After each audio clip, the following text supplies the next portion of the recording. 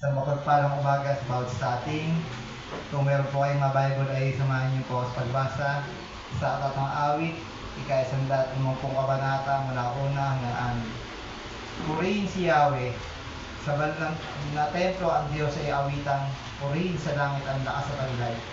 Siya ay purihin sa kanyang ginawa, siya ay purihin sapagkat dakila. Purihin sa tugtog ng mga trompeta, awitan sa saliw ng alpa at lira. Sa tugtog ng tambol, magsayaw, magpurihin. Mga alpa at flauta, lahat ay tugtogin. Ang Diyos ay purihin sa tugtog ng kopyang, sa lakas ng tugtog, siya ay kapurihan. Purihin si Yahweh naman nila, purihin si Yahweh. Tunay po, Panginoon, pinupuri ka namin, aming Ama na sarap na pinamapangyarihan sa lahat sa mga kailang bagay na ginawa sa aming mga buhay. Tunay po na nakakaputi ng Diyos.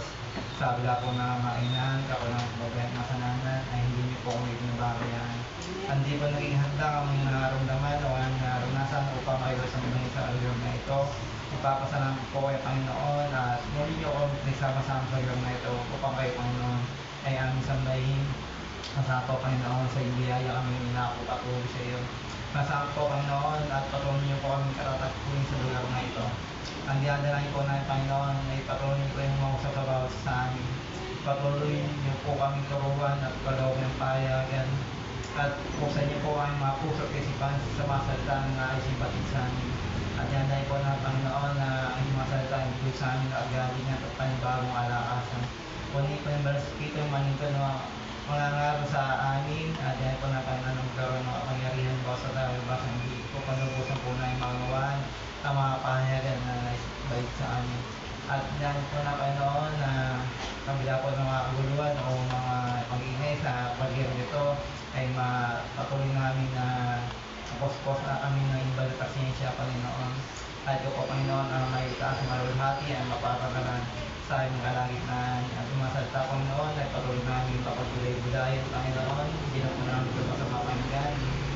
Ito po ang masaluwa at maibahagi rin po, Panginoon, sa mga kalumuwa. At lahat po, Panginoon, ito ay ang sinasamblan lang sa pangalan ng inyong po natin si Jesus na Panginoon at ang pagligtas. Lahat po tayo masabi, Amen. Amen.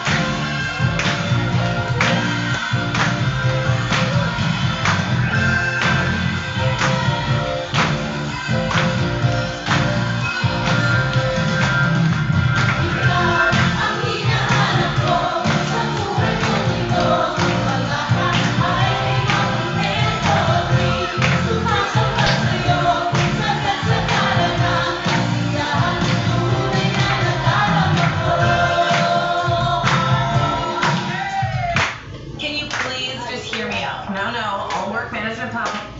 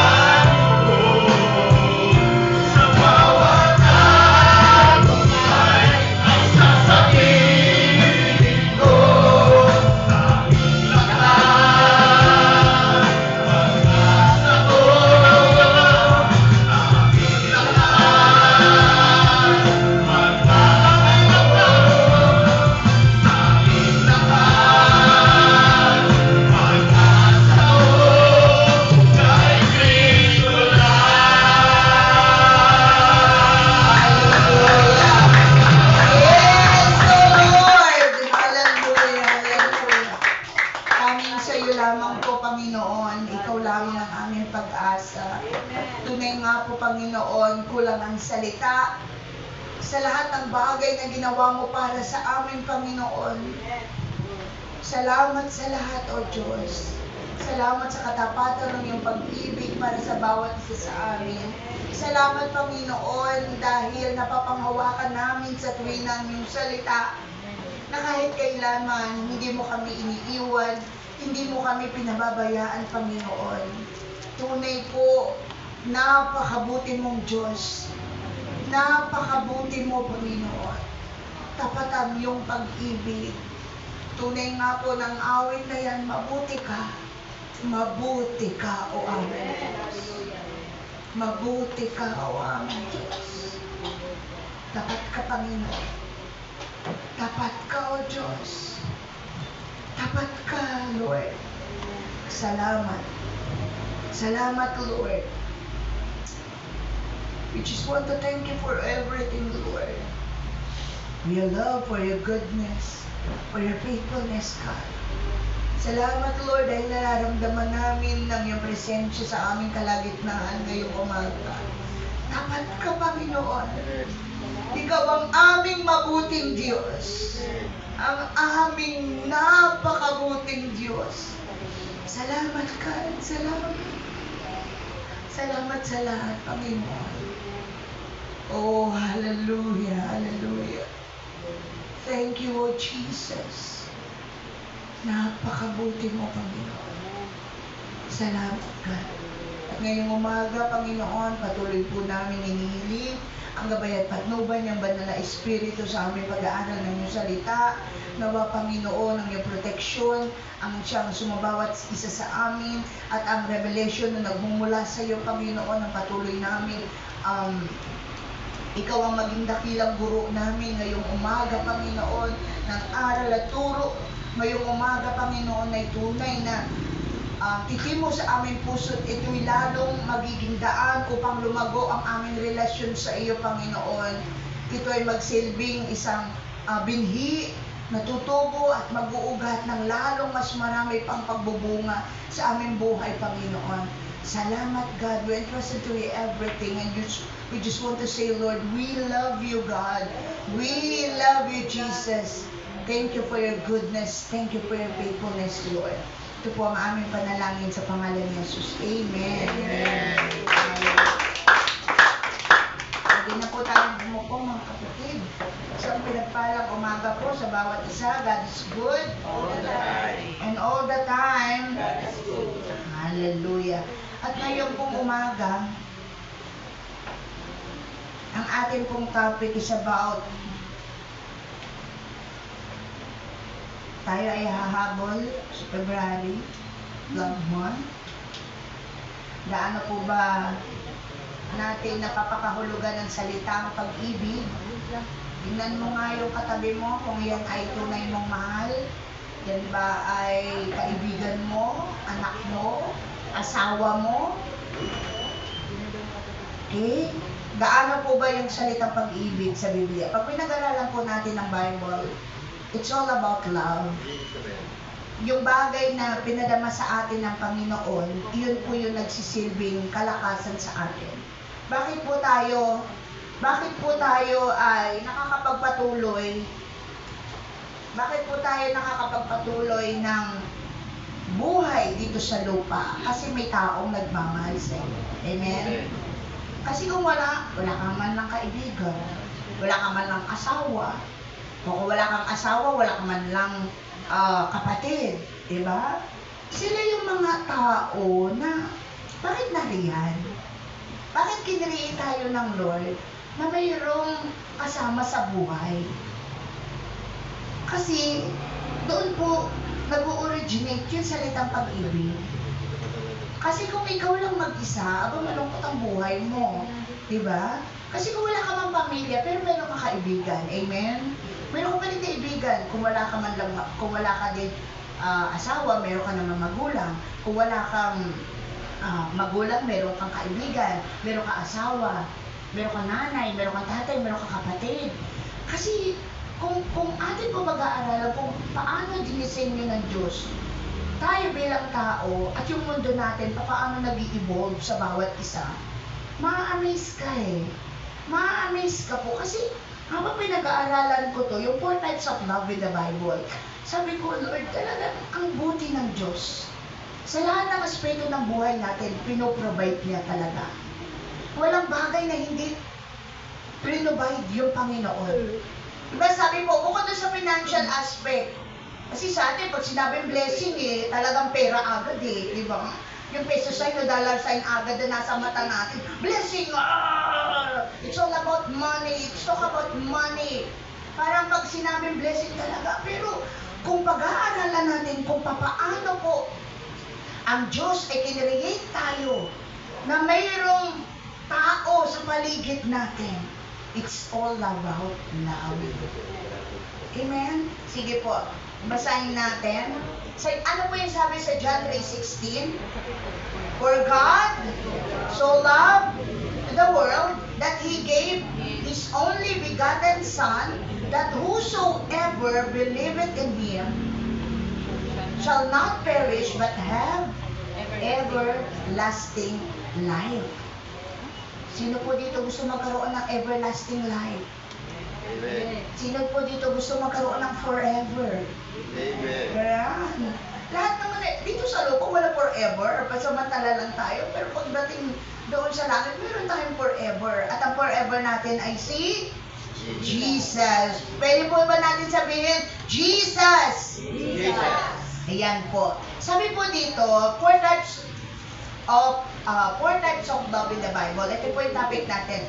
The Bible says that God is love and that human crave love from the moment of existence. Alam niyo po ba na kapag pinapanganak ang isang sanggol, bakit po nilalagay yung baby sa dibdib ng nanay? Yan. Nakikita niyo yung baby pag lumabas, nanginginig, nag-chichill, tapos parang, alam mo yun, parang wala siya, kailangan niya ng comfort. Kaya nilalagay sa dibdib ng nanay yung bata para yakapin at maramdaman ng tunay po na sabi sa Bible that God is love and that human craves love from the moment of existence. Doon niyo po makikita na totoo nga, di ba? Parang talagang takot, nandun yung takot. Pero pagka yung baby ay nilagay na sa dibdib ng nanay at yung nanay iniyakap, katahimik yun. Tatahimik. Why? Kasi that baby feels protected na. Ay, may kasama ako. Ay, andito na yung magmamahal sa akin. Amen? Kasi parang ma-amaze ka. Bakit ganun? Diba? Parang nakakatuwa. Sabi po dito, however, according to the Bible, love can repair to action. Yan, dito na po papasok yung ating topic. Action and emotions with vastly different meaning and degrees of intensity. Ano-ano po ba yung 4 types of love? Sige nga po, madalas nababanggit to ni Pastor Jun. Kung kayo ay hindi natutulog, kapag si Pastor Jun ay nangangaral, wala siyang ibang talagang pinangaral about love, di ba? Madalas yun. Ano-ano po? Sige, sino nakakaalam? Dalawa lang alam ko eh. Dalawa lang. Sige. Agape, saka yung Eros. Yan, agape and eros. Ano pa? Nakalimutan ko. Nakakalimutan na. Ano ba po yung dalawa? Agape, eros, Doma. ano? Si Doma. Philia. Philia and Family lang. ayan, ano yon? Storge. Yan, 4. So, sige po. Isa-isahin natin. Isa-isahin natin kung paano po ba kinreate. Sabi dito, 4 types of love in the Bible. Scripture notes 4 unique forms of love and communicate this type through Greek word. Ano po itong Greek word na to? Eros, Storge, Philia, and Agape. Yan. The 4 types of love in the Bible refer to romantic, familial, brotherly, and God's divine love. So, yan. Ngayong umaga, let's explore these different kinds of love. As we do what love truly means and how to follow Jesus Christ's command to love one another. Ano po, basa natin, mababasa yon. Let us love one another. 1 John chapter 4 verse 7. Ano po ang sabi? Beloved, let us love one another, for love is from God, and whoever loves has been born of God and knows God. Amen? So, ang lahat daw po ng tao ay dapat umiibig. Dahil ang Diyos ay pag-ibig. So, napakahalaga po ba ng salitang pag-ibig? Kasi alam niyo po, ako talagang wala. Wala kang pakialam. Ikaw yung tao, wala kang pakialam sa asawa mo at magutom yan. Sige. Ang anak mo, kahit walang vitamins yan, magkanda tayo yan dyan, wala kang pakialam. Pero dahil may salitang pag-ibig, you always care. You always care because you have love sa puso mo. Amen? Kasi kung ang tao walang pag-ibig, walang pakialam yan. Kahit mamatay yung tao na yan dyan, kung walang pakialam naman, diba? Pansin niyo po? Kasi tayo, mayroong love. Mayroong pag-ibig. Talagang iyan po yung in-implant sa atin ng Diyos. At matutuwa ka. Ito yung pag-aaralan po natin ngayon, iba't ibang degree. Amen? Ano-ano po ba yun? Sige, mamaya i-analyze natin. Kaya pala may ganito. Amen? So, number 1. Ano po yun? Eros. What is Eros? What is Eros love in the Bible? Sabi po dito, yung Eros ay romantic love for partner, sensual or romantic love, babae at lalaki. Ito yung partner mo. Ito yung sinasabi na, ito po yung love between a husband and a wife. Iyon yung tinatawag na Eros. Saan po natin mababasa? Si Paul, meron po siyang isang paalala sa atin. Sige, basahin natin sa 1 Corinthians chapter 7 verse 8 to 9. Sige, 1 Corinthians chapter 7 verse 8 to 9. Ano yung paalala? Ano po yung paalala ni Paul? Sa kanyang sa iglesia. Okay. Ang sabi po dito, ito naman ang masasabi ko sa mga walang asawa at mga byuda. Mabuti pa sa kanilang manatiling katulad ko. Ngunit, kung hindi sila makapagpigil sa sarili, mag-asawa na lang sila. Mas mabuting mag-asawa kaysa hindi makapagpigil sa matinding pagdanasa. Ayan. So ano po yung sabi? Meron po talagang gift ng celibacy. Meron talagang pong binigay na gift of singleness. Amen? Tingnan mo yung katabi mo kung single yan forever. Oh. Lahat tayo, inilaan ng Diyos na mayroong kasama sa buhay. Diba? Ano po yung sabi doon? No man is an island. Yan. Walang taong nabubuhay na mag-isa. Walang taong nabubuhay na solo lang. Kahit iyan ay solo, meron niya magulang, meron kaibigan. Kaya yun yung matutuwa ka kung paano po dinisenyo ang Diyos ang bawat tao sa buhay mo. Ito yun. May love pa rin. Amen? Ano ang paalala ni Apostle Paul? Mag-asawa ka na lang. Kaysa magkasala ka, mag-asawa ka na lang. Diba? So, ano po ba yung love? But within the boundary of marriage, Eros love is to be celebrated and enjoy as a beautiful blessings from God. So, ito daw po yung pag-ibig ng mag-asawa, ng partner, ito daw po ay maituturing na blessings from God. Saan po natin mababasa? Sa Proverbs chapter 18 to 19, Hebrew chapter 13 verse 4, Hebrew 13:4, tapos 1 Corinthians chapter 7 verse 5, and Ecclesiastes chapter 9 verse 9. So, paano po natin masasabi yung salitang Eros? Sa pag-ibig ng mag-asawa, kapag kayo po ay ikinakasal, di ba? Till death do us part. Kaya lang, may mga pagkakataon sa buhay na hindi po sumasakabilang buhay yung isang partner, kundi sumasakabilang bahay. So, yun yung bagay na masakit na nagaganap.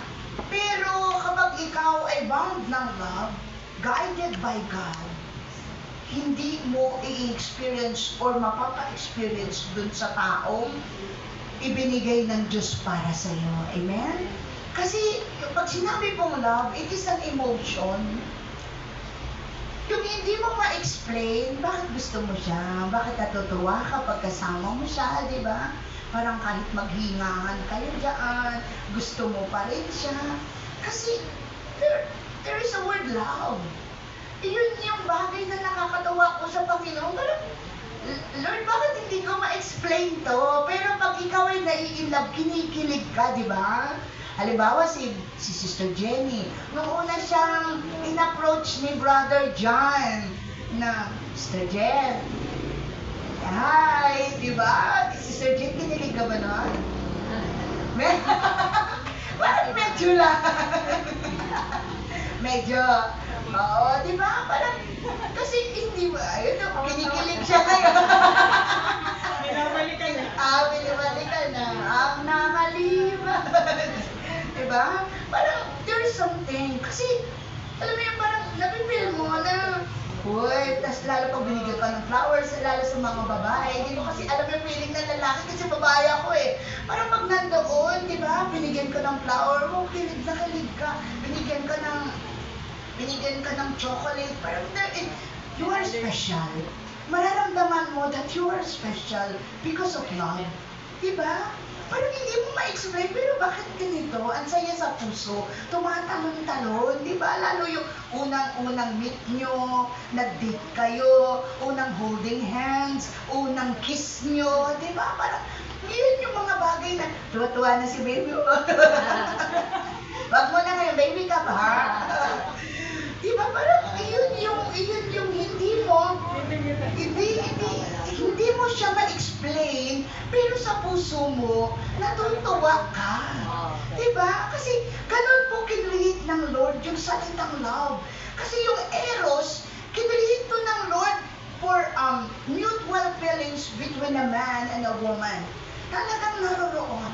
Dinisenyo niyan Diyos itong klase ng love na to na eros, which born sa family.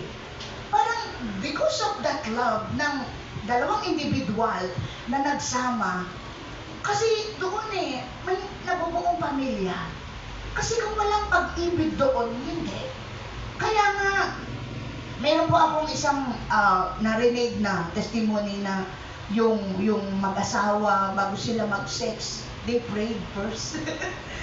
Na sinasabi nila doon sa prayer, Lord, we will do these things not just to satisfy our flesh, but to show our love to each other.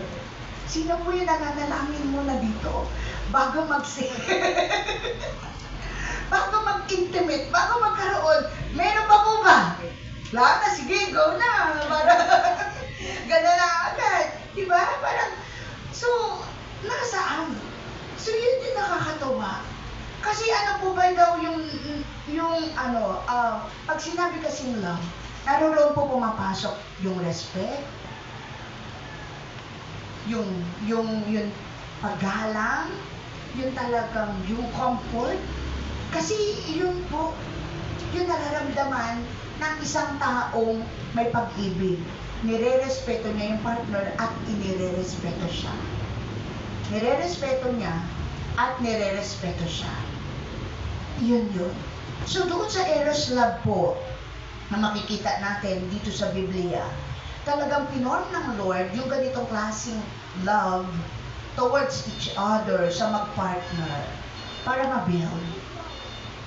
Yun talagang something sa inyong dalawa. Na kayong dalawa bilang mag-partner, binless ng Lord para ano po? Para doon sa ganong klaseng pag-ibig na ibinigay ng Diyos sa bawat isa. Katulad po ng pag-ibig ng Diyos, di ba? inihalin tulad ng Diyos ang pag-ibig niya sa isang babaeng ikakasal. Di ba? Yung bride na talagang pinaganda. Di ba? Pag ikakasal po ang lalaki at babae, ang lalaki ang nagpo-provide. Di ba? Bibili siya ng gown, magbibigay pa ng dote doon sa nanay at tatay ng babae. Tapos, Brother John, nagbigay ka ba ng dote sa nanay ni Sister Jenny? So, may mga ganong, di ba? Kasi, talagang all out.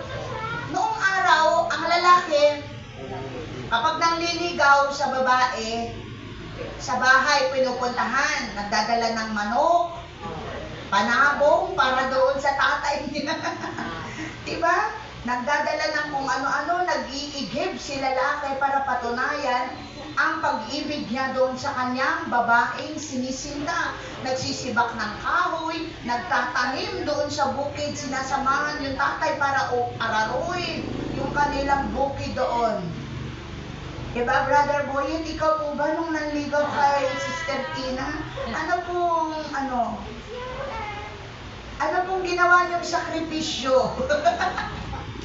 Meron po ba sakripisyo kayo ginawa para lang makamit ang oo ni Sister Tina?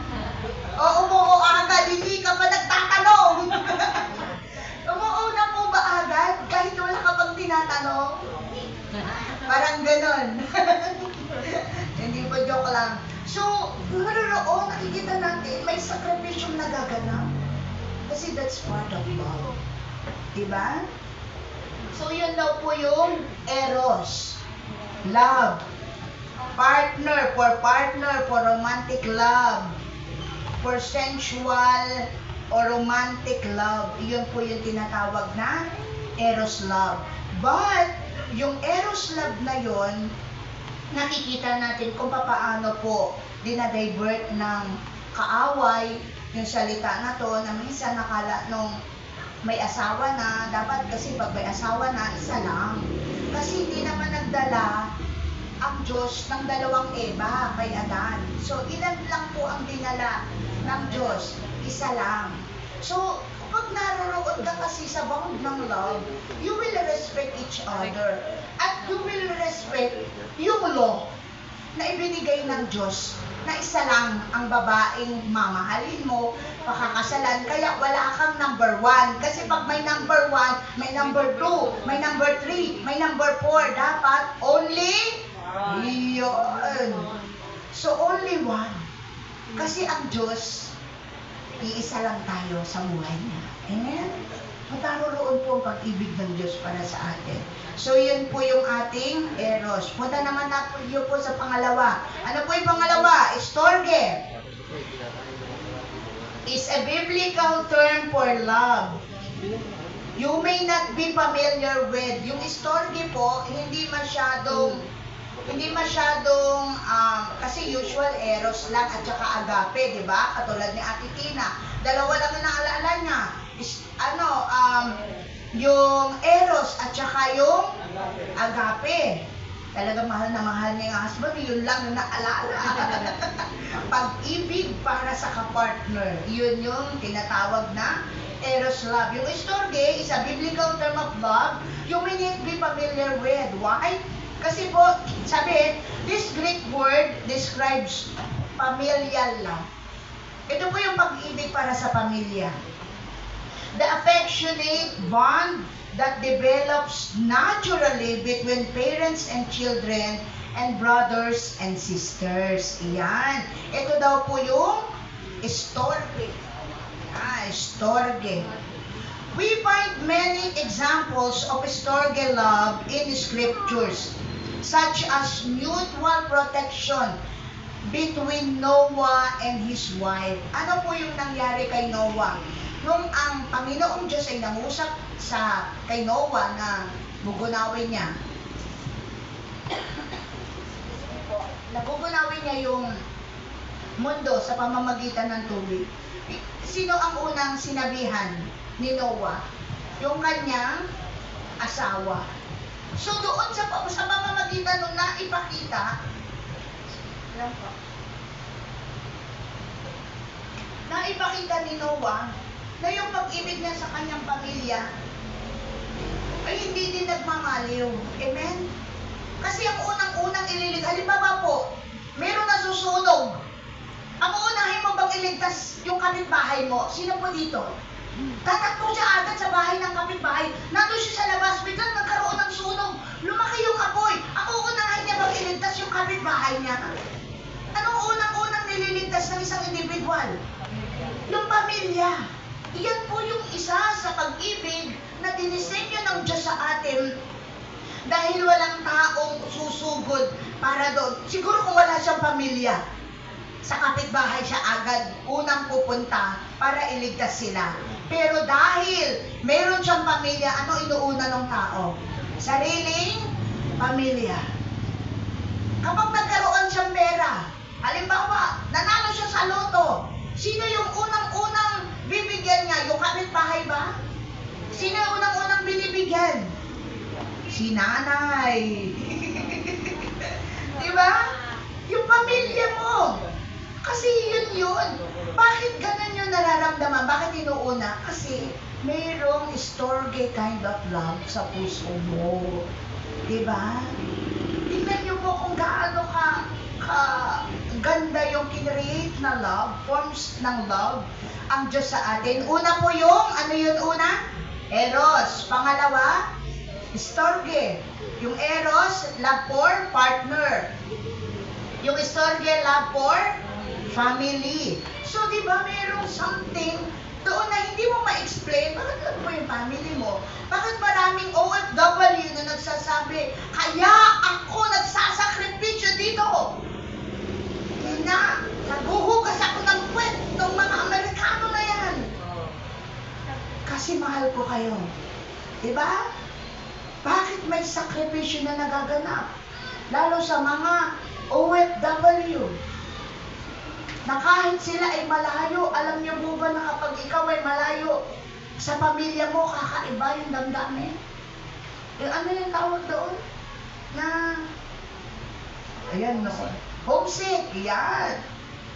Talagang homesick, lalo sa, sa Pinoy, lalo sa ating mga Pilipino, talagang, kung ikaw ay nanay, iiwan mo yung anak mo, tapos aalagaan mo yung ibang bata. Yung ibang bata, lumalaki sa'yo, pero sarili mong anak, hindi mo nakikita yung paglaki. Pero bakit ginagawa? Lumabas sa bansa, para lang kumita ng mas malaking pera, because of love. Diba? So, saan po natin? Sabi po dito, ano po yung example na mga talagang nagsakripisyo? Una si Noah and his wife, the love of Jacob for his sons. Yung love ni Jacob, sino ba yung love ni Jacob sa mga anak niya? Si Joseph.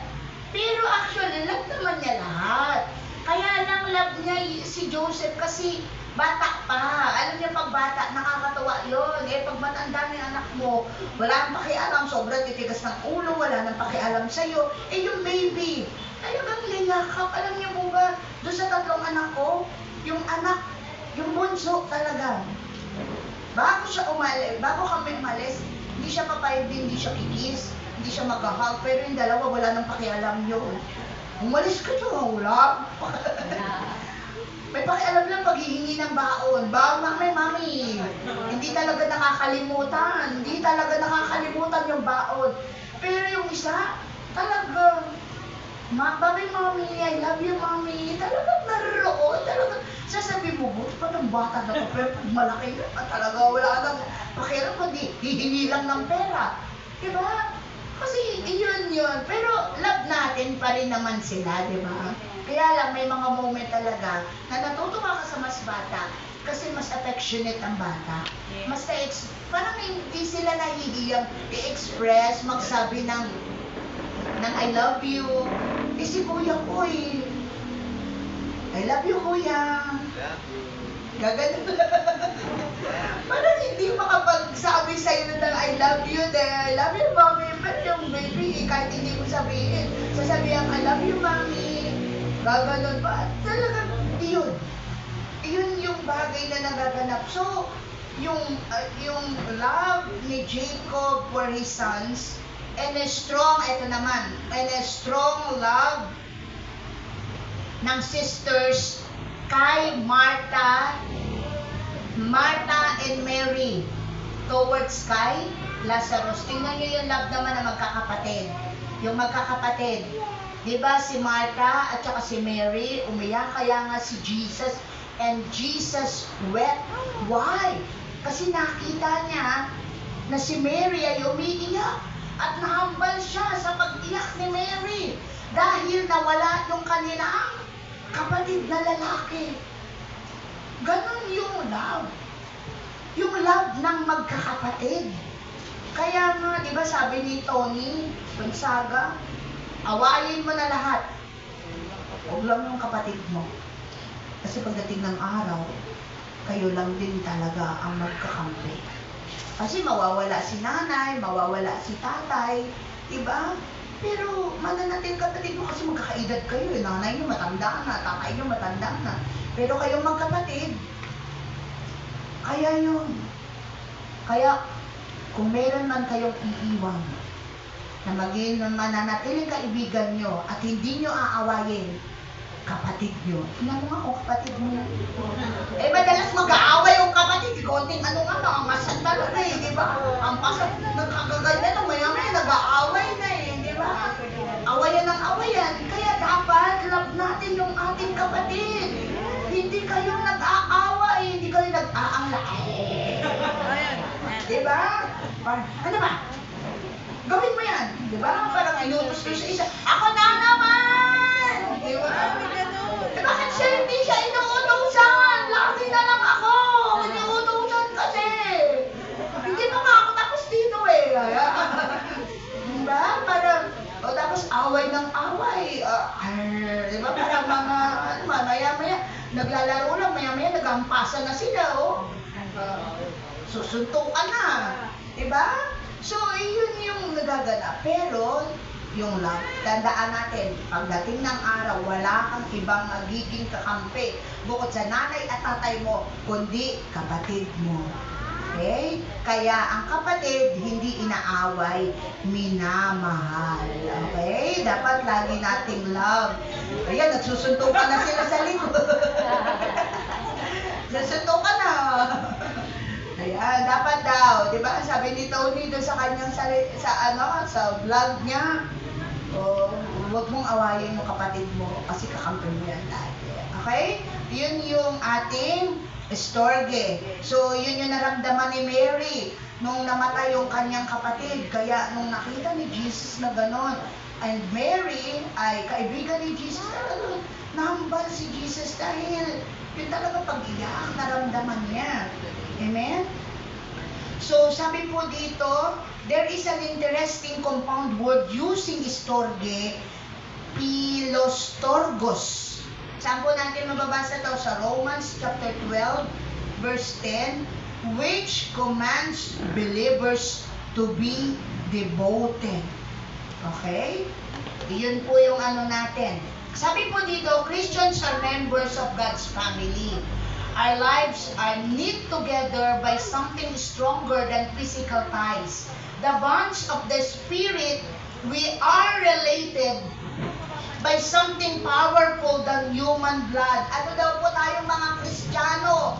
Tayo yung magkakapatid. Ano daw po yung nagbabound sa atin, nagbabind sa atin bilang isang Kristiyano? Ano po yun? The blood of Jesus Christ. God calls His children to love each other with a deep affection and storge love.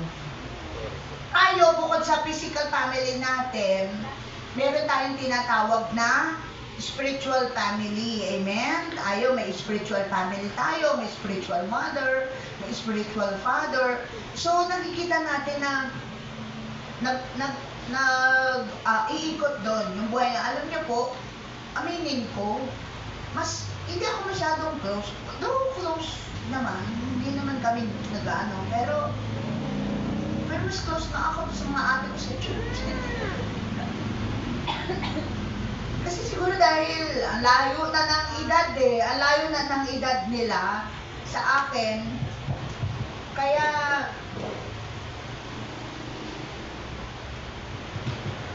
sorry po, ako inuubo. Ang layo na ng edad, kaya kasi siyang kami magkakapatid, may senior na po akong kapatid, kaya parang hindi ko sila masyadong nakasama, kaya mas naging attached po ako talaga sa mga ate-ate doon sa church. Yan, pag may problema, mas na-open ko pa doon. Pero hindi man din ganun kalayo yung loob. Pero pag may personal, yan, kay Pastora Novinon, Ate Rina, Ate Jenny, Ate Salve, mga Pastora May, yan ang mga sabihan ko kapag meron akong nagiging problem. Kasi hindi alam ng family ko. Ako lang yun. Kaya gusto share ko. Pero wala naman po doong Siyempre, ito yung parang spiritual family natin. So, sometimes ganun. Hindi mo naman sinecheck where yung pamilya mo. Pero meron ka spiritual family. Sometimes, wala, ganun po eh. Kasi siguro dahil lumaki na ako sa church, start po ako 16 years old, pastora mga ganun po ako nag-start na maging active sa church. Ngayon 40 na ako, o 47 na. Ang tagal na din, diba? Parang doon na din po ako lumaki sa church.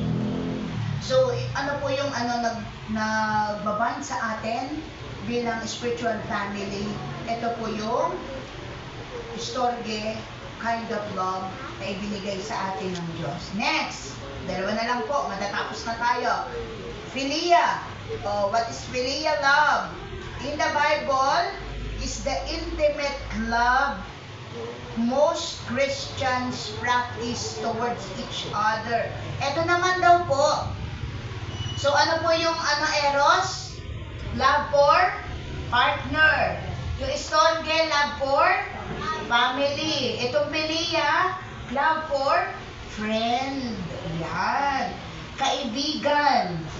Intimate love most Christian practice towards each other. These Greek terms describe powerful emotional bond seen in deep friendship. Yan. Di ba minsan may mga kaibigan tayo gusto lang natin kasama, pagkakwentuhan mo, wala kayong ginawa, kundi magtawanan. Parang, di ba, meron tayong naging ganong kaibigan na parang hindi kayo mapaghiwalay dalawa. Pag gusto niya, gusto mo na din. Pag gusto mo, gusto niya na din. Natutuwa kayo lang dalawa. Meron pong ganong klaseng love na ibinigay sa atin ang Diyos dahil yun, gusto ng Diyos. Kung wala kang asawa, meron ka pamilya. Kung wala kang pamilya, meron ka namang kaibigan. Diba? Talagang, grabe talaga ang Lord, no? Kakaiba. Talagang pinipiliin niya yung magiging kakulangan sa'yo. Amen? Talagang, sabi ko, Lord, grabe ka talaga. Kakaiba. Parang, alam niyo po, habang pinag-aaralan ko to, natutuwa lang yung puso ko, napakasimple. Pero makikita natin yung lalim ng pag-ibig ng Diyos sa atin para lahat ng magiging kulang sa'yo, di ba, wala kang asawa, meron kang pamilya, wala kang pamilya, meron kang kaibigan. Talagang naroon po eh. Talagang ipipiliin ng Lord yung magiging kulang sa'yo. Talagang magpapasok siya ng tao na pwedeng umibig sa'yo kahit wala ka nito, meron ka naman nito. Amen po ba? Di ba ang sarap?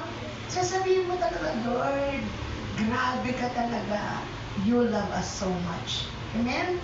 So, ano po sabi dito, Philia originates from the Greek term philos, a noun meaning beloved, dear friend.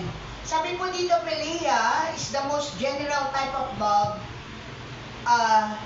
Scripture encompassing love for fellow humans and care, respect and compassion for the people in need. Kasi ito po yung brotherly love na naroon po yung kaibigan mo na sometimes nga katulad ng binanggit ko, di ba? Parang mas attached ka pa doon sa spiritual family mo, samantalang kaibigan mo lang yun, di ba? Wala man talagang yung bloodline nyo ay hindi magkakadoktong. Pero dahil kakaiba di ba? Minsan may kaibigan ka na mas na-open mo pa kaysa sa sarili mong nanay, sarili mong kapatid, di ba? Mas na-open mo pa yung ganon. Sabi po dito, this concept of brotherly love that unites believer is unique to Christianity. Jesus said filial love would be an identifier of his followers. By this everyone will know that you are my disciples if you love one another. Saan po natin mababasa yon? Sa John chapter 13 verse 35. John 13:35. Sabi dito, by this everyone will know that you are my disciples if you love one another. Ito po yung sinasabi na love one another kasi yung mga disciples ni Jesus, itinuring niyang kaibigan, di ba? Talagang kaibigan niya. Nung nagsabi sa kanya, Panginoon, iwanan ka man ng lahat. Hindi kita iiwan. Opo, Lord. Lahat sila nag-agree, nagsalita yung isa naman, Opo, Panginoon, hindi ka namin iiwan. Aba, ayan na, iduli na si Jesus. Walang natirang kaibigan niya di ba? Parang ganun din tayo, di ba? Minsan, pag may pera ka, ang dami mong kaibigan. Pag wala ka ng pera, wala na. Pero meron at meron ititira sa iyo ang Diyos, di ba? Meron at merong mananatili sa iyong tapat kasi ibinigay niya. And it's a blessing from God. It's a blessing from God. A friend is a blessing from the Lord. Kaya kahit minsan, di ba, may mga magbe-best friend na talaga bata pa lang, magkakaibigan na sila hanggang sa tumanda, naging magkumari kasi yun yung anak nila, inaanak na, hanggang sa tumanda sila, magkakaibigan pa rin. So yun, ganun po dinesign ng Lord yung Philia kind of love. It is an identifier na tayo yung follower ni Kristo dahil dito sa Philia kind of love. And last, agape is the highest of the 4 types of love in the Bible. So, ulit, ano po yung eros? Love for partner. Yung storge, love for family. Yung philia, ayan, yung friend. Siguraduhin yung hindi kayo napa-friend zone. Napa-friend zone kayo pag nangungutang ka sa kaibigan mo no? Una, pero pagka yan. Okay?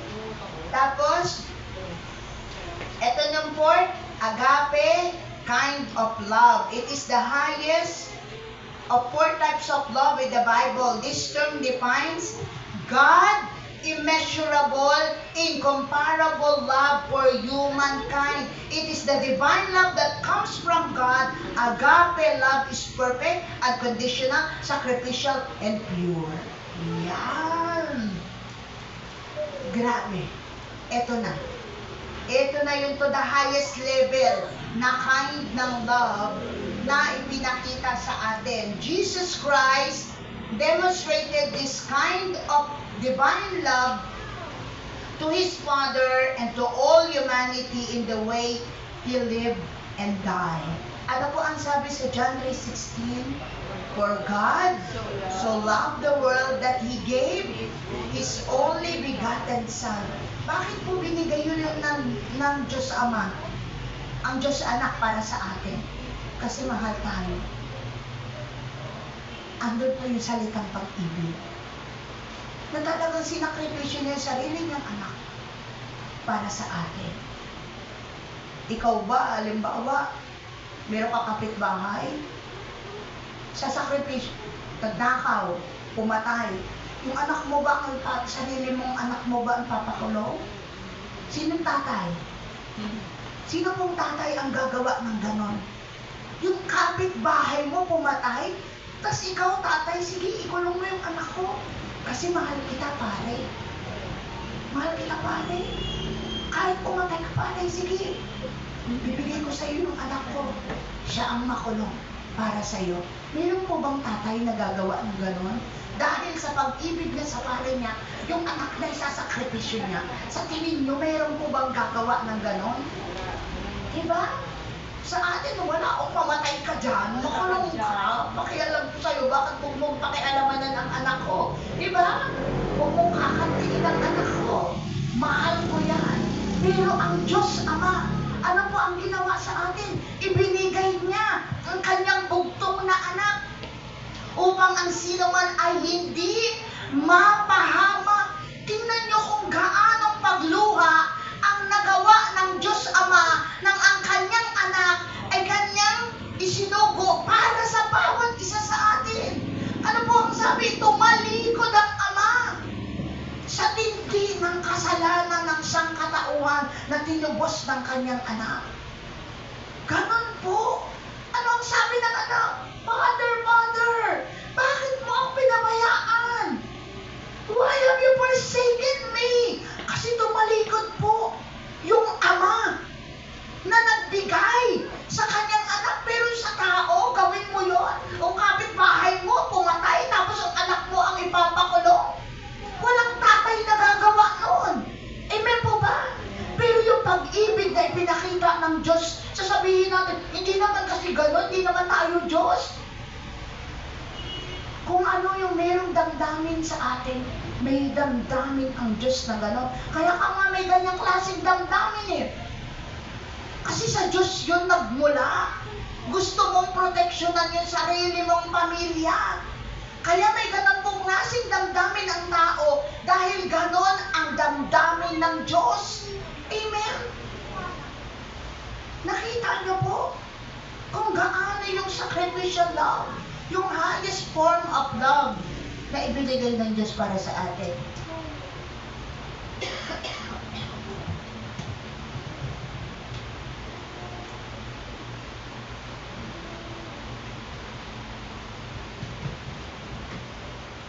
Grabe po yun.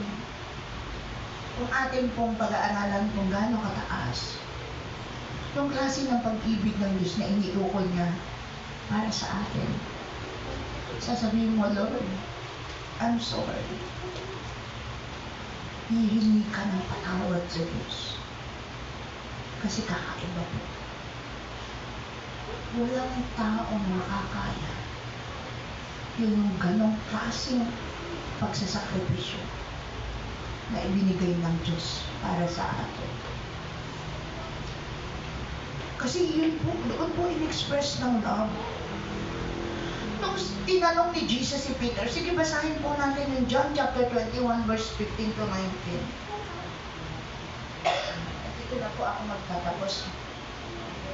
Tinanong ni Peter, ni Jesus si Peter, sa John.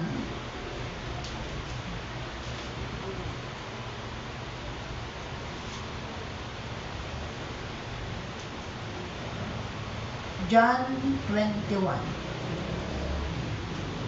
Sabi dito, John 21:15 to 19. Pagkakain nila, tinanong ni Jesus si Simon Pedro, Simon, anak ni Juan, iniibig mo ba ako ng higit sa mga ito?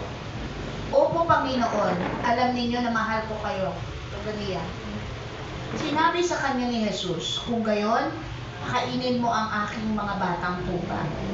Muli siyang tinanong ni Jesus, Simon, anak ni Juan, iniibig mo ba ako? Sumagot si Pedro, Opo, Panginoon. Alam ninyong mahal ko kayo, sabi ni Jesus. Alagaan mo ang aking mga tupa. Pangatlong ulit na tinanong siya ni Jesus, Simon, anak ni Juan, mahal mo ba ako? Ano po ang sabi dito? Nalungkot si Pedro sapagkat 3 beses siyang tinanong, "Mahal mo ba ako?" Ano po ang ibig sabihin nito? Nararamdaman ni Jesus na yung love na ipinapakita ni Peter towards Jesus, towards Him, ay hindi yung love na talagang a kind of agape. It is just a phileo. Phileo kind of love.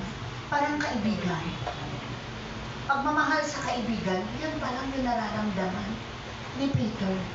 Nung siya ay tinanong ni Jesus, nalungkot si Pedro sapagkat 3 beses siyang tinanong, "Nang mahal mo ba ako?" At sumagot siya, "Panginoon, alam po ninyo ang lahat ng bagay. Alam ninyong mahal ko kayo." Sinabi sa kanya ni Jesus, "Pakainin mo ang aking mga tupa." Pakatandaan mo, noong bata ka pa, ikaw ay nagbibihis sa iyong sarili at pumupunta ka kung saan mo gusto. Ngunit pagtanda mo, iuunat mo ang iyong mga kamay at iba ang magbibihis sa iyo at dadalhin ka kung saan hindi mo gusto. Sinabi niya ito upang ipahiwatig kung paano mamamatay si Pedro at kung paano niya luluwalhatiin ang Diyos. Pagkatapos, sinabi sa kanya ni Jesus, "Sumunod ka sa akin." Ano po yung ibig sabihin dito ni Jesus doon sa scripture na sinabi? Si Peter, nung una, talagang it is just a phileo kind of love na mayroon siya kay Jesus.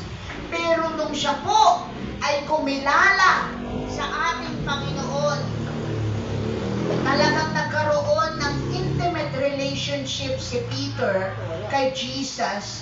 But after the Pentecost, nang si Peter ay tunay na nagkaroon ng mas malalim na relasyon sa Diyos, 3,000 people ang na-converts nung siya ay nangaral tungkol sa Panginoong Jesus. After ng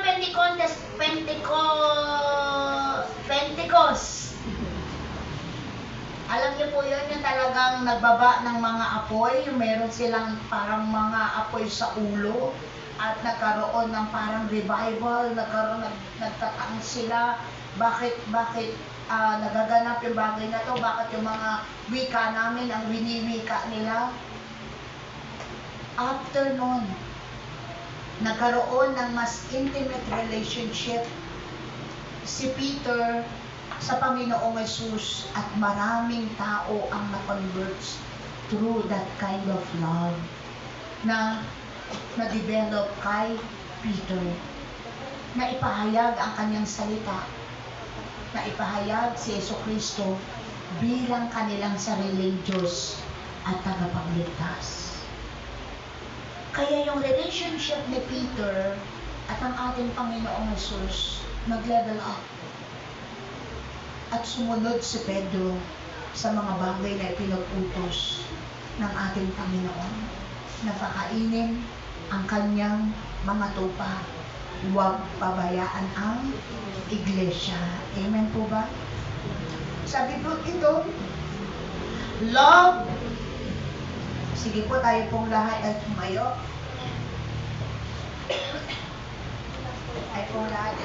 Babasahin ko lang po ito. Sabi po dito, love is one of the most powerful emotions human can experience for Christian believers. Love is the truest test of genuine faith.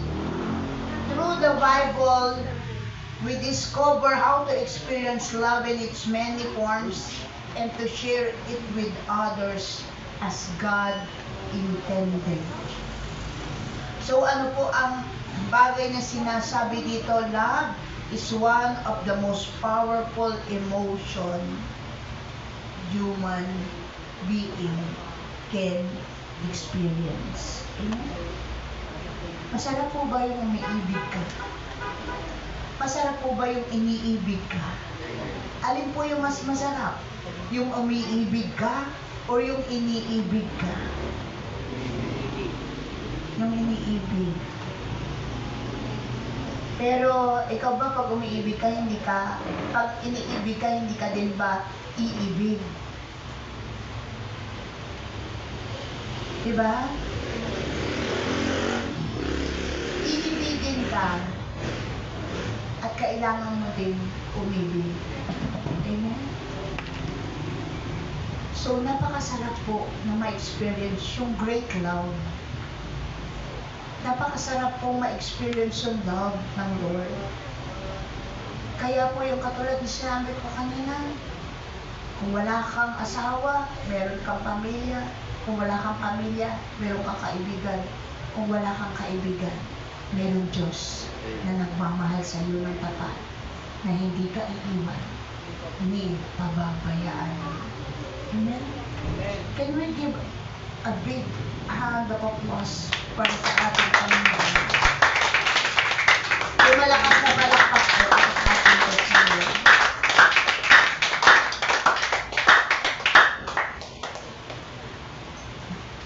Pwede po bang awitin natin yung power of love? Hallelujah. Let us pray habang pong inihanda ni Sister Aiza yung ating kanta. Sige po, let us pray. Panginoon, maraming salamat po ngayong umaga sa katapatan yung pag-ibig na aming naranasan. Nakita namin, Lord, kung gaano kadakilang pag-ibig mo, kung gaano mo dinisenyo, Lord. Yung 4 na uri ng klase ng pag-ibig meron kami dito sa mundo, Lord. Kakaiba, Lord. Just want to say thank you, God. Thank you, Lord. Thank you, Jesus. Hindi namin ma-explain, pero we just want to thank you, Lord. Kasi kakaiba, hindi namin maarok yung lawak ng kaisipan mo para ipakita yung kahulugan ng pag-ibig in a different forms, in a different type sa aming buhay. Salamat, Lord. Salamat. We have experienced this form of love habang nandito sa lupa. At salamat, Lord, sa bagay na ito. Kahit kami nandito pa lang sa lupa, nararanasan namin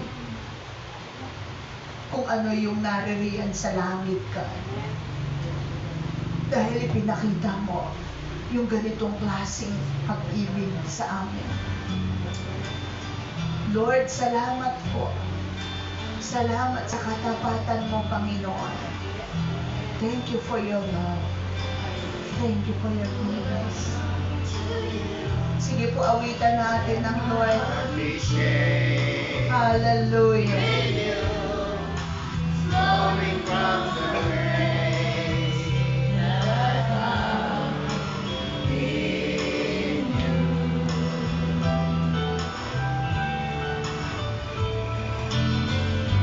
Lord, I've come to know the weaknesses I see in me will be stripped away. Power of your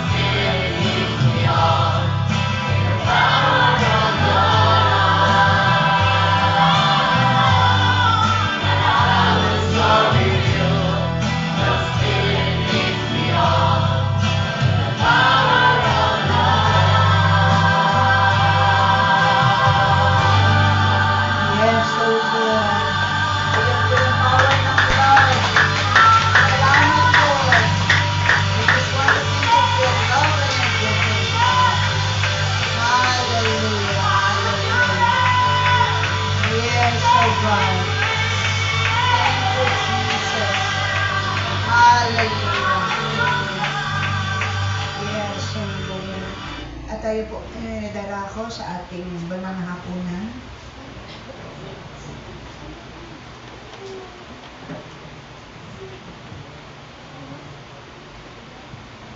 Hallelujah.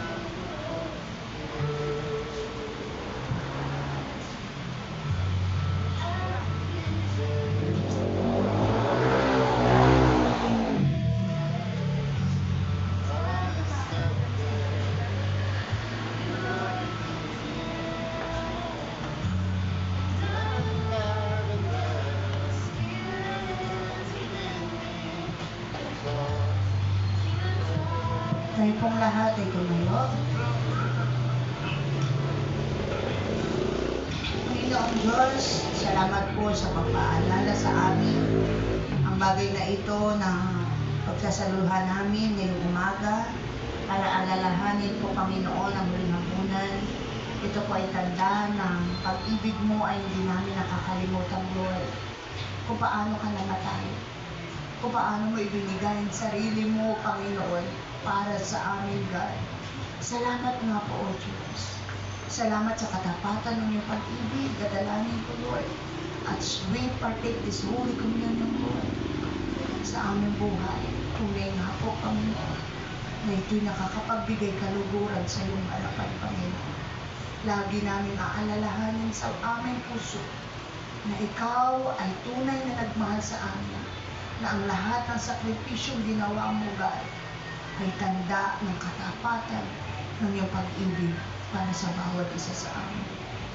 Thank you, Lord. Thank you, Jesus.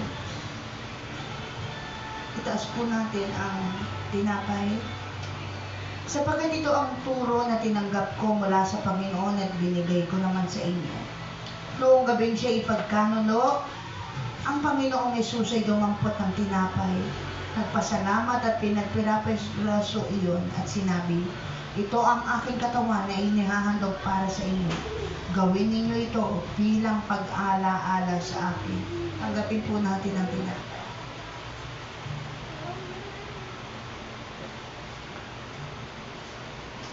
Taas po natin ang saro. Matapos maghapunan, dumampot din siya ng kopa at sinabi, ang kopang ito, ang bagong tipan na pinagtitibay ng aking dugo. Tuwing iinimin ninyo ito, gawin ninyo ito bilang pag-ala-ala sa akin. Kapatid ko natin ang saro. Sapagkat tuwing kakain kayo ng tinapay na ito at iinom sa kopang ito, ipinapahayag ninyo ang kamatayan ng Panginoon hanggang sa kanyang muling pagparito. Tayo kung magbuli ay manalangin. Panginoon, marami pong salamat, O Diyos. Tunay nga po na ang bagay na ito'y lagi namin inaalala ng ang kamatayan mo sa krus, Panginoon, ang nagdala sa amin ng bagong buhay. Isang buhay na ganap at kasiyasiya. Kaya walang humpay ang aming pasasalamat. Walang humpay ang aming pagsasabi. Salamat sa katapatan mo, Panginoon. Thank you for your love. Thank you for your goodness. We love you, Lord. Susunod kami sa lahat ng bagay na sinabi at inuutos mo sa amin. Thank you, God. Ito po ang aming panalangin sa pangalan ni Jesus. Amen and amen.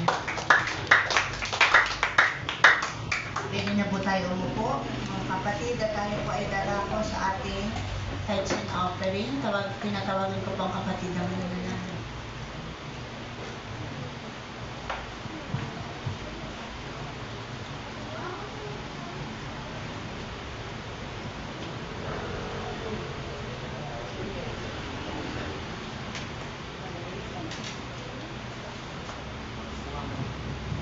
Sige po, dadawag tayo sa pagbibigay. Sabi nga lahat ng pagpapala ay atin ang tinanggap at pagpapalain ba tayo ng ating Panginoon. Sabi nga, in everything give thanks, lagi tayo magpasalamat. At yung mga pagpapala, sabi nga, hindi lang pera, yung kalakasan, physically, ay talaga tinanggap na natin sa Panginoon. Kaya patuloy tayo magbibigay para sa Panginoon, para sa gawain na patuloy na gaganap at gagawin, at patuloy natin palaganapin. Tayo po'y manalangin. Aming Ama sa Langit, maraming salamat po sa mga pagpapala ng aming tinanggap at sa aming ibibigay. Lord God, patuloy po, Panginoon, ikaw po ang mapapurihan, ikaw po ang madakila, ikaw po maluwalhati. Salamat po, Panginoon, at babalik mo pa ng higit pa sa kanilang inaasahan. Siksik, liglig at umaapaw na pagpapala ang ibubuhos mo sa aming mga kapatiran. At yung mga wala pang kakayahan magbigay, Lord, pagpalain mo sila, Lord God. Salamat po, Ama. Ito po ang aming dalangin sa pangalan ni Jesus. Amen. Habang po tayo nagbibigay, tatawagin ko muna po si Sister Jenny para sa kanyang magandang patotoo. At susunod po si Sister Tina. Sige po.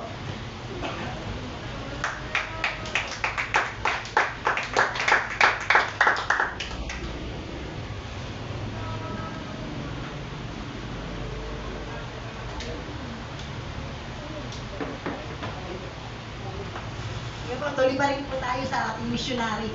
Mamaya na natin pagpray pagkatapos po. Ay, good morning po, purihin ng Panginoon.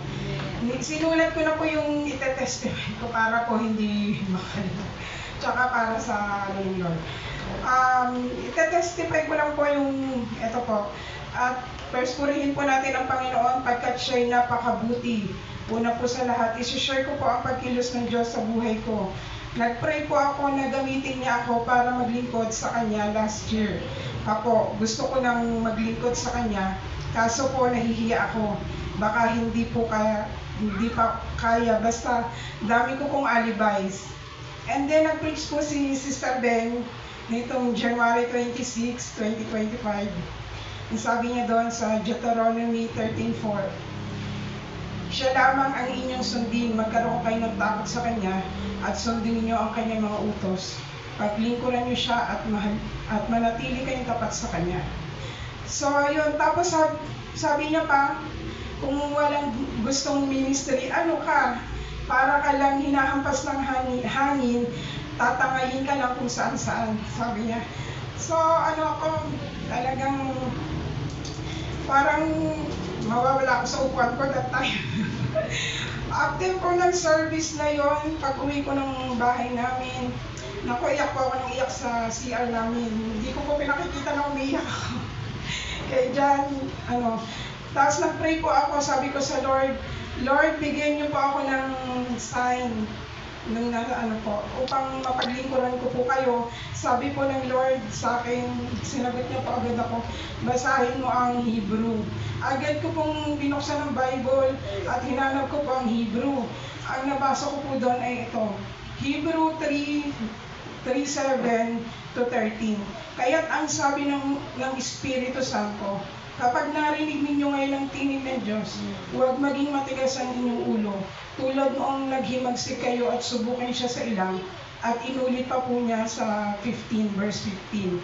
Ito ang sinasabi ko sa kasulatan, kapag narinig niyo ngayon ang tinig ng Diyos, huwag maging matigas ang inyong ulo, gaya ng inyong ginawa nang maghimagsik kayo sa Diyos.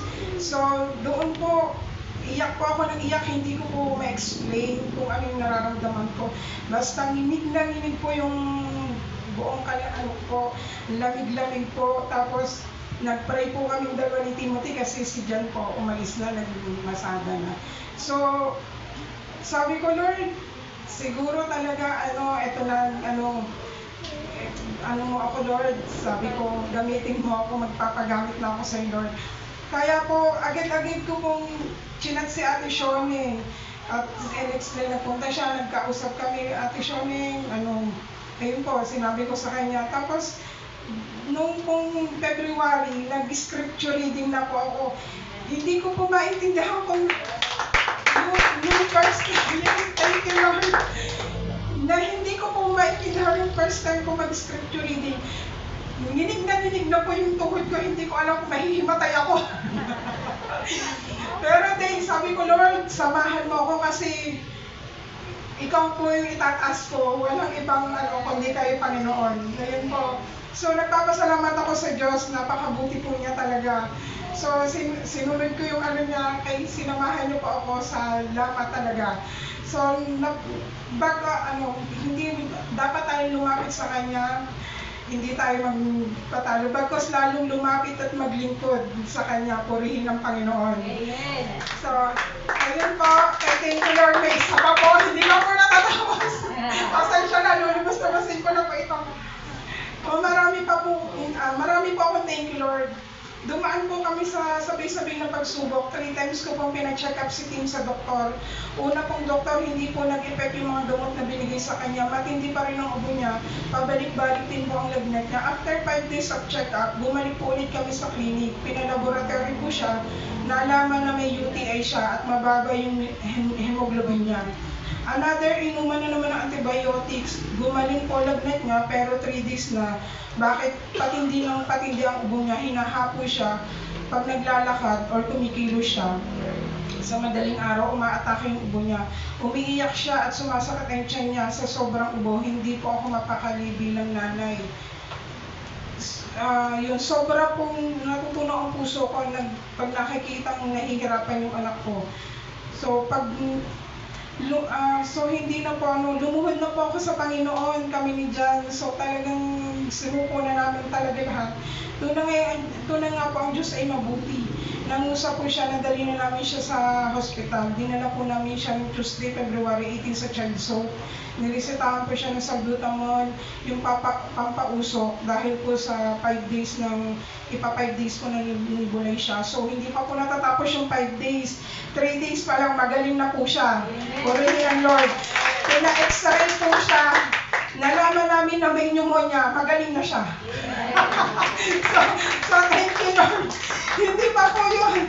After po yan, si Jan naman, naman po siya. Nagpa-check up naman kay yung pet niya may pigsa. So talagang sunod-sunod talaga. So napoprovide naman ng Lord. Talagang may tao po siyang hinihimpo para ma-provide yung gamot po kay Ate Tina. Thank you Lord. Yung talagang napakabuti ng Lord. Hindi lang po yung mga gastusin namin talaga napoprovide. At lahat po ng bayarin namin, wala po kami naging utang na bayaran namin lahat. Purihin ang Panginoon, ang tayo susuko. Thank you Lord. Amen.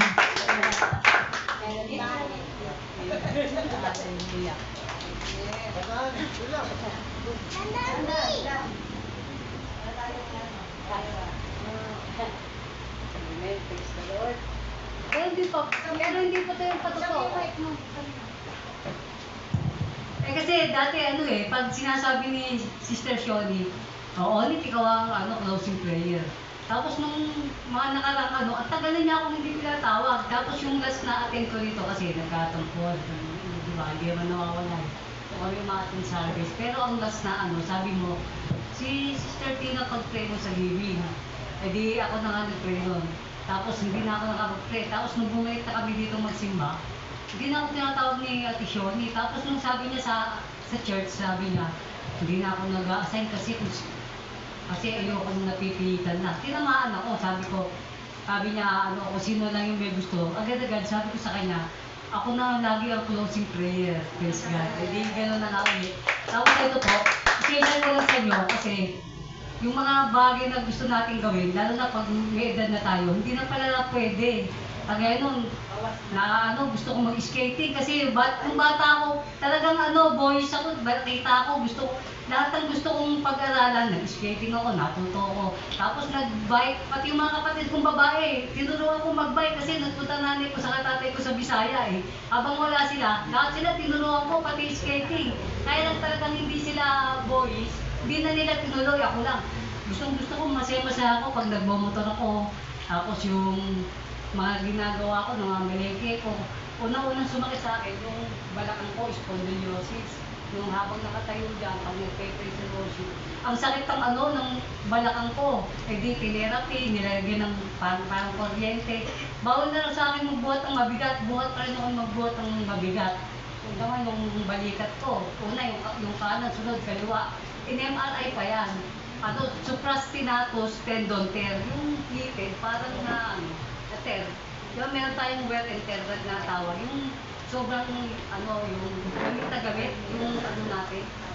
Tapos bina-therapy ko, nawala. Bumabalik na naman. 2 beses akong sinaksakan ng steroid bago therapy. Sabi ng doktor, na lang natin. Operahan daw, sabi, 100,000 sa kondo. Hindi naman covered ng card. Hindi ko na opera. Ito na naman yung, yung tuhod ko. Yung tuhod ko. Umakit kami sa St. Gerard, tatlong palapag yun, inakit namin up and down.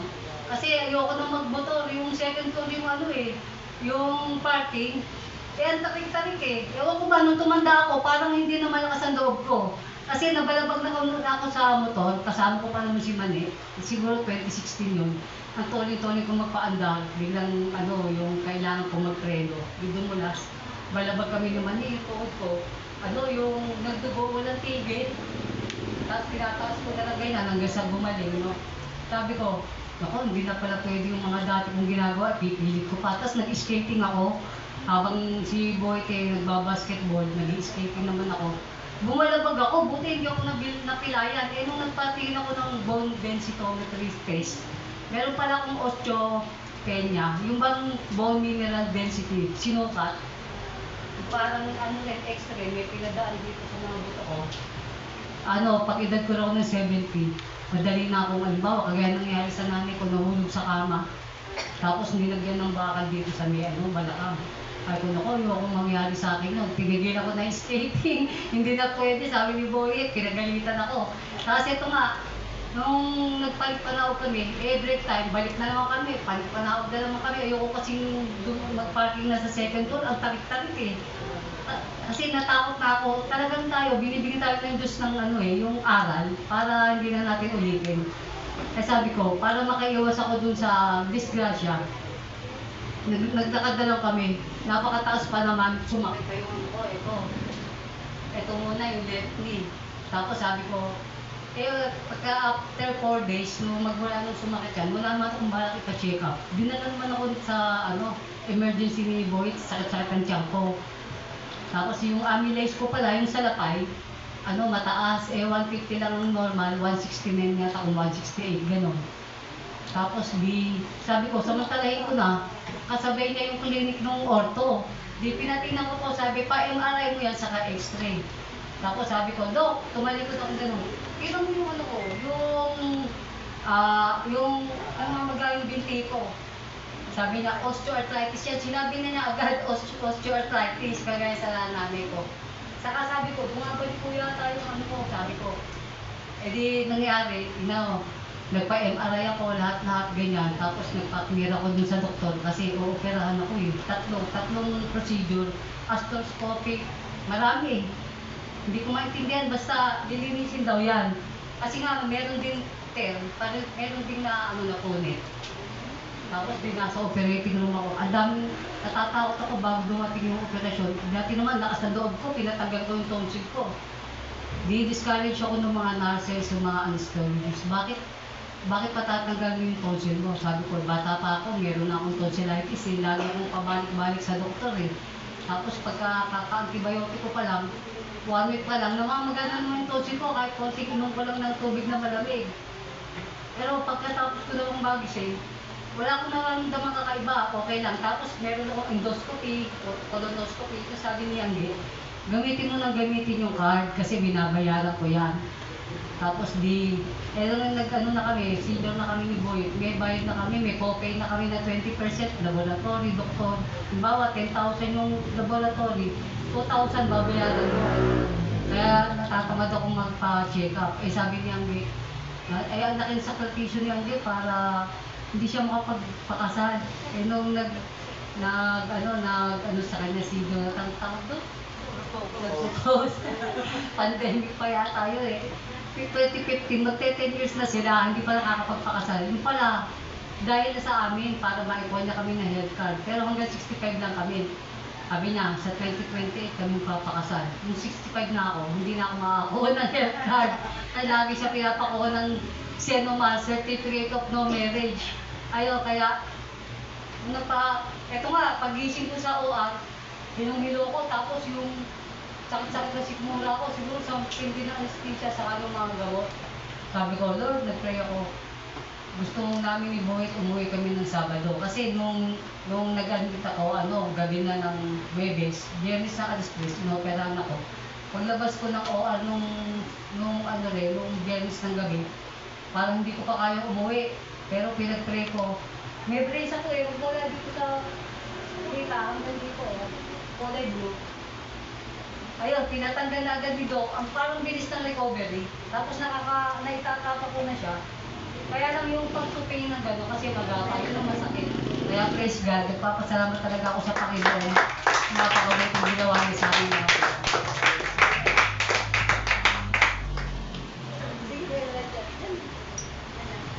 Sige po, at meron pang magpapatuto sa aking kapatid. Sige na, pagkakataon na kasi dapat na talaga, matutusin talaga dapat linggo-linggo meron tayong patuto. Kasi isang linggo tayo binibigyan ng pagpapala ng Panginoon eh. Sabi niya, hindi na sa pera.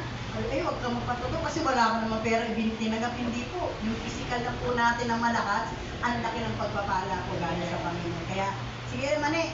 At ito rin, sige pa, manbang niya na lang.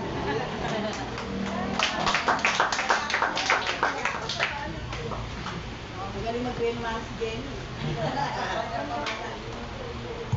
Magandang umaga po sa atin lahat. Kasi po yung bigla-bigla po kasi may tumubo din sa asawa ko na parang bukol siya. Basta hindi siya yung yung unti-unting yung bukol. Basta bigla siya. Para siyang tas hindi naman daw masakit, pero pina-check up din namin siya. Na madaling salita, tatanggalin daw po. Tapos, sabi ko, sigurado kong papatanggal mo. Kasi parang kaka-opera lang niya, yun na naman, di ba? Sabi niya, sige daw, papatanggal niya. Eh di wala naman kami pinatanggal niya na. Sa 2 weeks po nun, hindi po talaga siyang namamasada, wala kaming income noon, yung 2 weeks na yun. Tapos nandun yung, may bayarin kami sa kuryente, yung wifi namin, yung bigas. Parang sunod-sunod, pero sabi niya ng Panginoon, huwag daw matakot eh. Siya kasi, yung 20 tsaka yung 10, talagang inulog talaga namin yon kasi napakalaking bagay. Tapos yung 2 weeks na yun, sabi ko, wala tayong pambayad ng kuryente eh. Puro bariyang kami binigay ko kay mama eh. Tapos doon kami kumuha, pati bigas. Nakasurvive naman po kami sa 2 weeks na talaga na yun.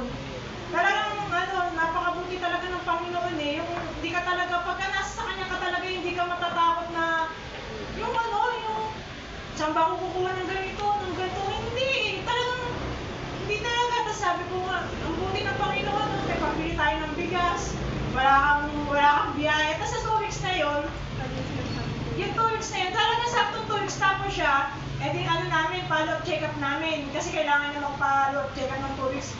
Wala na akong pera ko na lang po, 100 pesos. Sinabi ko po talaga sa kanya, 100 pesos na lang yung pera. Alam mo, buti tayo ng Panginoon kasi sabi sa kanya, pwede na raw siya mamasada. Yung araw na yun, namasada na talaga siya. Tapos na, wala na kayong pera, di ba? Bigla naman dumating yung scholar ng anak ko. Sabi ko, ang galing talaga ng Diyos, talagang tiny na tiny. Yung wala ka na talagang, yung pagkakataon na blessing, na hindi mo inaasahan, pero talagang, yung pagpapala talaga, nandun talaga lahat eh.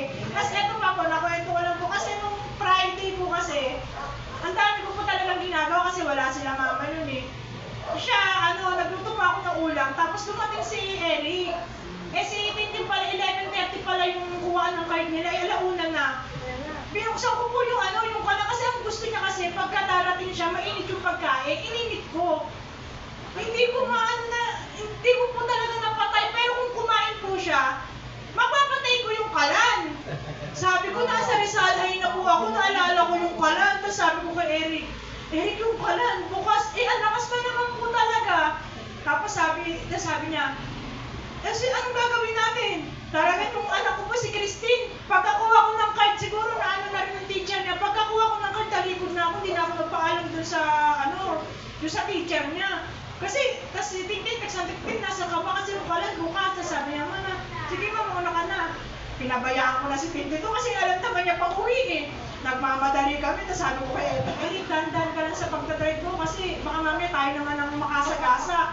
Kala mo na plano talaga kami na umaano eh. Awa naman po ng Panginoon, wala naman po nangyari dun sa bahay, wala naman. Sabi ni Lord, huwag kang mag-alala, hindi ko papabayaan. Kasi iniisip ko, pag nagkasunod, baka mamaya makulong ako dahil matama. Naman yung iniisip ko. Pero awa naman po ng Diyos, yung lang po, yung kaldero lang namin nasunog. Yung pagkain naman po, sabi ng anak ko, makain naman nasunog, masarap naman eh. Patuloy po ang Panginoon, maraming salamat po. Brother Jan, maraming pagpapala. Maraming po Panginoon. Kapasalamat ang Panginoon kasi pinagaling niya ako. Kasi kaya po ako nagkaroon ng pigsa sa pigi. Kasi katigasin din ang ulo ko.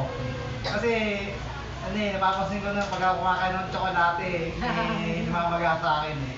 Minsan lalamunan, minsan nagkakaroon ako ng matagyawat na o mabunting na parang maliliit na pizza.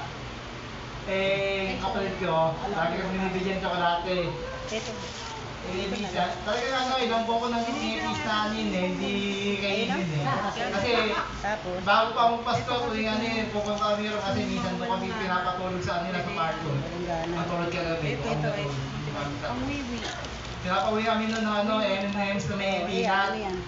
Laging ilang kanister na yung binibigay sa amin na siguro mga lima na. Hindi ko talaga titikman, hindi ko pero isang beses na talagang tokso eh, may demonyo talaga na nag-uudyok sa'yo eh, talaga eh. Oo, talaga. Wala si Jenny. Binakbak ako ng binakbakan. Sabi ko, wala naman akong naramdaman. Hanggat meron, kinain ko na kinain. May sugar din ako eh. Siguro mga 2 weeks, doon ko naramdaman parang may umalis dun sa pigi ko, sabi ko gano'n. Tapos sumakit ng lakit ng natin ni Jenny. Natakot si Jenny, ang laki-laki na kasi. Kaya pina-check up ko na, kaya salamat sa Panginoon kasi pinagaling niya talaga. Kasi nag-aalala rin ako, ako na. Pagkatapos na, hindi ko sinasabi kay Jenny, yung kalalamunan ko na ang sakit-sakit talagang namabaga, talagang yung natutulog ako, kumikirot talaga. Talagang pero salamat sa Panginoon, talagang wala rin. Tanggal din, wala yung sakit, pero yung pinapawag ng Panginoon yung pinapawag ng sakit, habang yung mahayo ka, habang testify ka, kung makakalimutan, may kaaway talaga na hahadangan ka para kasi marami kang naabot eh, marami na sa Panginoon, yun ang ayaw ng demonyo eh, na gusto niya matigil yung ginagawa mo na kumayo, magpatotoo. Kasi nung araw, di ba, sabi sa inyo, one soul a day lang sabi sa akin, Panginoon. Tinagan niyo na ako, narumot niyo na ako, hindi lang one soul. Nakakalima na ako, pag kami sumasakit sa akin, nasabi ko sa kanya, mahal ko yung Diyos, Kristo na matay pa sa inyo. Di ba yung matulog ko, di ba? Sabi sa Romans 5:8, pinakadaman ni Diyos, mabalik mo sa atin, tayo makalan pa, Kristo, namatay para sa atin. Yun, nalalaman nila na may Diyos talaga yung namatang nila. Kaya, papasalat Panginoon, kaya yung nanonood ako yung magte-testify, dapat daw talaga pinapanalangin kasi pagka tumayo sila, nagyan sila ng patotoo, may demonyo na sumusuko sa testimony. Kaya hindi tayo dapat mag-alala dahil Panginoon Diyos na nagpo-protect sa atin. Amen. Glory sa Panginoon. Amen.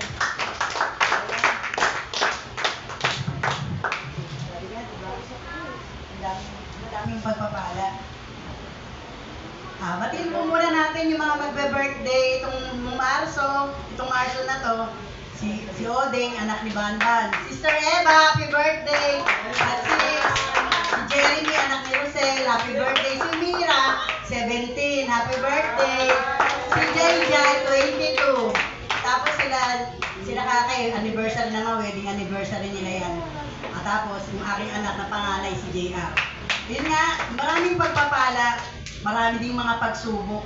Sabi nga, minsan na tinitira ng kaaway, yung manggagawa, yung mga nagbibigay ng, yung sabi nga, nagbibigay kalakasan sa bawat isa. Tapos, yun na nga, i-share ko na din, patuloy po natin panalangin, kaya po wala nga si Jason at si Kakay. May severe infection po si Kakay sa kaliwang tenga. Hindi po siya makapagkilos ng pagka may maingay lang, o palakpakan o ano man, parang sasabog na yung ulo niya, ginagamot po siya ngayon. Masigit pa doon. Sabi nga, tignan mo, tintira talaga ng away. Nung nakaraan naman si Jason. Pero patuloy pa din. Tapos yun, nagkaroon pa ng kalungkutan, namatay pa yung kapatid niya. Maraming pagsubok, maraming nagaganap sa atin. Kaya patuloy talaga tayong kakapit sa Panginoon. Sabi nga, lagi natin tunay totoo yung sabi ni Jan. Pag may nagpatotoo, kabukasan may nagaganap. Kasi kaaway agad yun eh. Kaya lagi tayong, sabi nga, lagi tayong magpa-cover. Lagi tayong magpa-selyo ng dugo sa Panginoon. Lahat ng panalangin natin, lahat ng pupuntahan natin, selyo ka agad. Pa-cover agad tayo. Ako nga minsan eh, may nag-aya sa akin, kinukulang pala yun, baka mamaya. Diba? Iba talaga yung cover. Kaya pag may nagsabing pag-pray, cover ka agad. Hindi agad tayo tatakbo. Manalangin tayo, tapos patuloy din natin panalangin yung mga nagpapatotoo, yung may mga pagsubok, di natin naririnig, may mga pagsubok sa pamilya. Pero ganun pa rin. Sabi ko nga, ako nga, minsan nalilimutan ko talaga yung panalangin mga anak ko. Ang nangyayari nga, ginagawa ko na lang sa gabi, magbabasa kami ng Biblia, tsaka sasabay ng prayer. Kasi sa umaga, ako talaga maraming prayer. Dahil mag-iisa lang ako dito, minsan si Ala sinaya ko mag-cellphone. Doon talaga, minsan may mga pagsubok tulad niya, si Oli, kita mo, kaupopera lang. May mga bagay talaga tayo na dapat natin isuko sa Panginoon. Minsan naman, nahihiya tayo. Magpapatotoo ka, ay, nahihiya ako. Kasi wala pong mali sa ginagawa po natin. Kasi dapat lagi natin itataas ang Panginoon. Tapos yun nga, yung sa mga napakabuti ng Panginoon, yung sinasabi ko sa kanila, nagkasunod kasi yung preach ni Sister Beng at saka ni Sister Irene. May mga kapatiran, sabi ko, talagang yun lagi pinaninindigan ko na hindi ako magsasabi. Ngayon, tapos si Mane, siya yung sa Asherin siya. Dapat sila mag-asawa dito. Sabi ko, Borex, susunod, magpantalong ka ha. Bigyan natin. Talaga yun talaga dapat. Kasi sila dapat ang mag-ano dito eh. Ganun ang gawin natin. Kung ano yung, kahit tayo konti, sundin natin yung sinasabi, tinuturo sa atin ng pastor. Na kahit kayo konti, pag kami gawain, ano tayo ng formal. Kasi para sa ang lahat ng ginagawa po natin, hindi sa tao. Yung lagi tatandaan natin, tayo nagsasama-sama tayo dito, hindi para sa tao, hindi para sa katabi mo, para sa Panginoon. Lahat ng ginagawa natin, para sa Panginoon. Kasi pag sasabihin natin lagi sa tao, wala, slide, walang magagawa. Kaya wag po natin tingnan yung katabi natin, yung ganda ng suot niya, ako, ang pangit ng damit ko. Hindi po. Nandito tayo para sa Panginoon, hindi po sa lugar na to, o sa isusuot natin, kasi kakatagpuin natin ang Panginoon. Kasi ako nga lagi ko nararanasan pag ako nandun na sa likod, may bagbag na agad. Sabi ko, Lord, ano ba nangyayari sa akin? Lulunga ko na lang talagang, sabi ko, salamat sa presensya mo.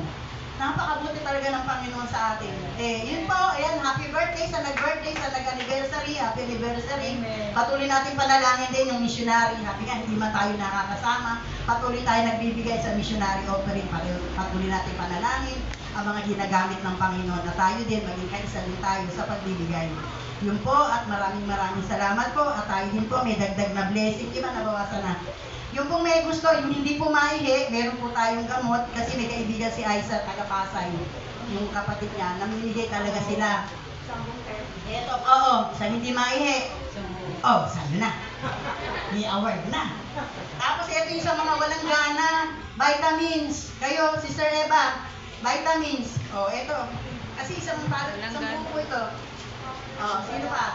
Rosel, ikaw gusto mo? Eto pa, vitamins. Ito, meron, sa anak. Ano ba, vitamins po? Multivitamins to, Bong, Bong, multivitamins. May mga susunod-sunod pa. Ano to? Next po.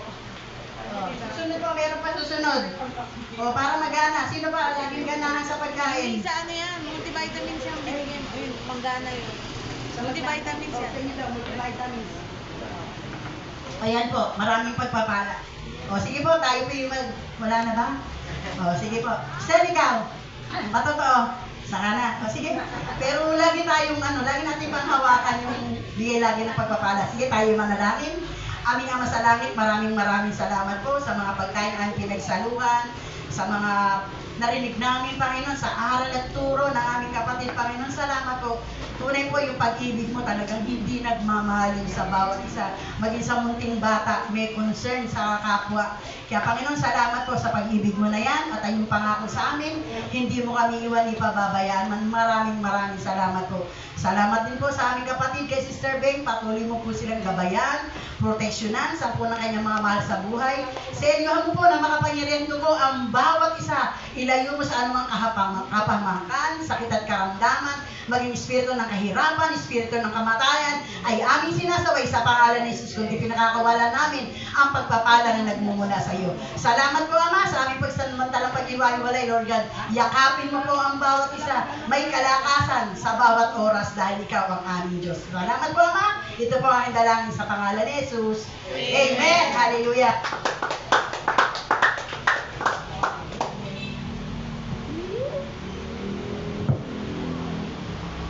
Pawitin natin, Lord, Panginoon, kay buti mo sa atin. Ikaw lamang ang tangi kong sasambahin. Aawitan kita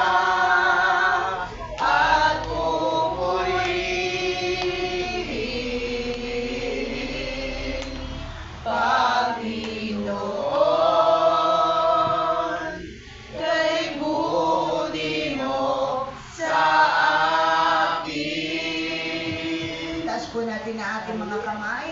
At ngayon, ang pag-ibig ng Diyos, ang pagliligtas sa Panginoon sa Kristo, ang gabay at matnubay na banal na Espiritu ay sumainyong lahat. Tapos na po ang gawain. Isang pinagpalang umaga sa bawat isa.